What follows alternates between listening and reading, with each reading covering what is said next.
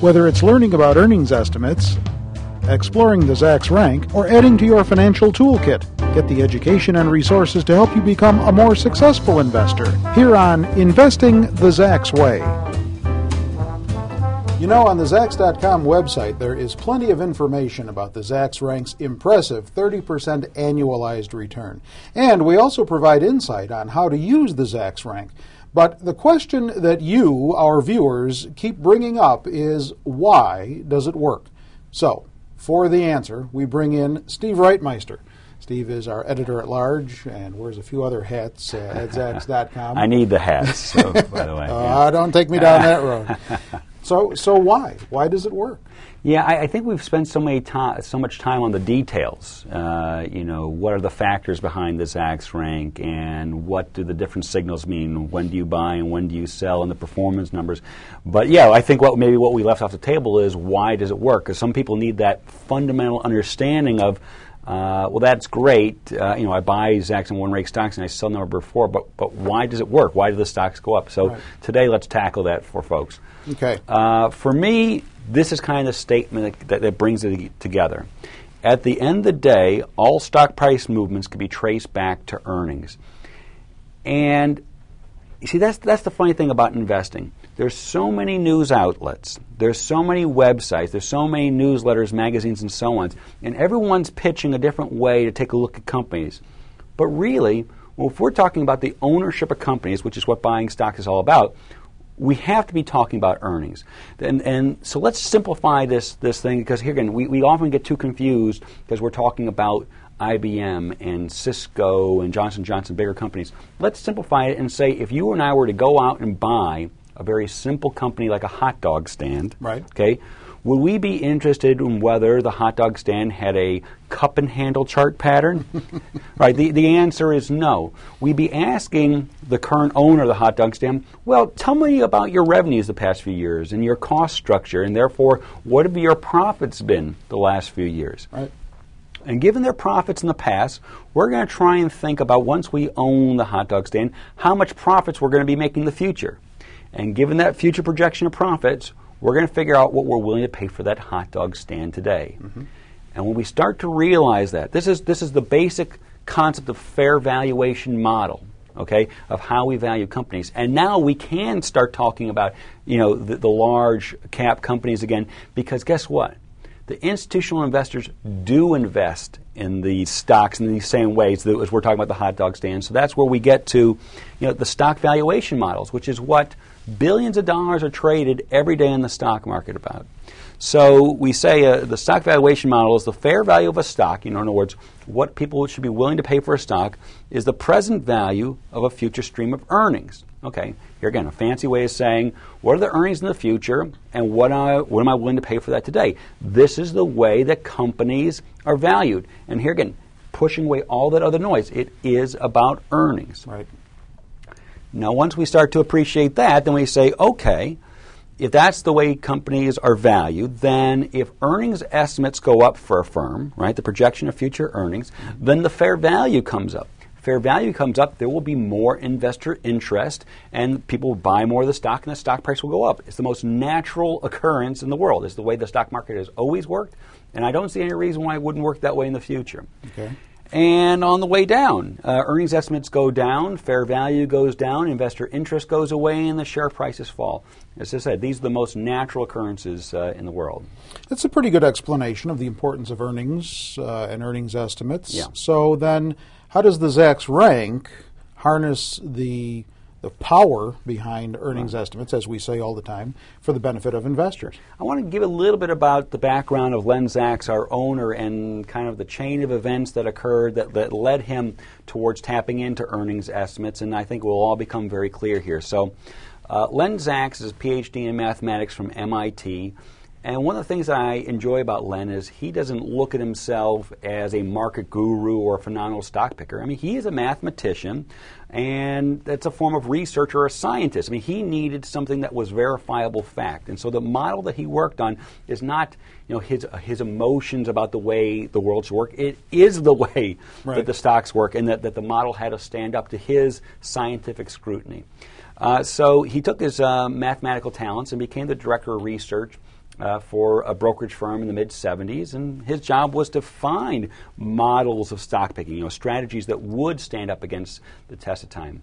Fact is, most things don't really work. They may work in bull markets and then fall apart in bear markets, or vice versa, but he needed something that was going to stand up against all market environments. So he started this theory about earnings estimates. Okay, this is where it's starting to come together. What he said is, stocks that have positive earnings surprises, they jump on that news, and stocks that have negative surprises fall apart on that news. If you were to have a leading indicator, beforehand, buying these stocks beforehand, which ones were more likely to have positive surprises and stay away from the negative surprises, that would put a big advantage in the hands of individual investors. So he concentrated on that. And from that work, that's where he discovered 4 different factors of elements that were leading indicators of companies likely to have positive earnings surprises, likely to see their earnings estimates go up. And here again, from that thing we were just talking about, if earnings estimates go up, fair value goes up, and investor interest goes up in those stocks. So 4 leading indicators. With that, he blended the 4 factors together to create the Zacks rank.